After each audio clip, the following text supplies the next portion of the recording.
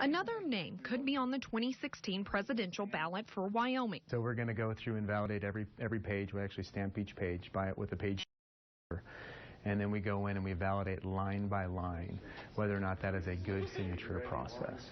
Dedicated volunteers from surrounding states helped petition to get their candidate on the ballot. Wow, you're all for it. Now you're retired. Maybe you can really give yourself for it. And I'm a little bit surprised at my own heart in it. And I'm like, yeah, I'm going to do that. Tom Hancock petitioned in Wyoming and Virginia, hoping to get Evan McMullin on the ballot in the two states.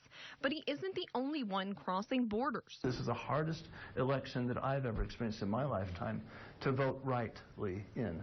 Richard Pettit helped gain signatures for McMullin in Utah and Wyoming.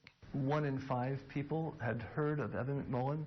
At least, is that the CIA guy? Is that the guy that just got on the ballot in Utah? Sarah Rumpf works for the McMullin campaign and says the level of dedication these volunteers show. We had some wonderful people that live in Casper and Laramie and Evansville.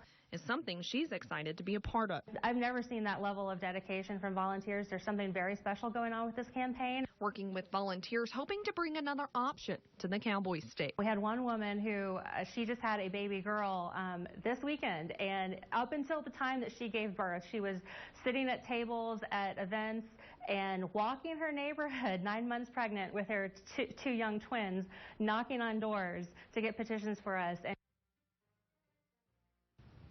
Close to 650 pages were turned into the Secretary of State's office this afternoon. Rumpf estimates that's about 5,000 signatures across Wyoming.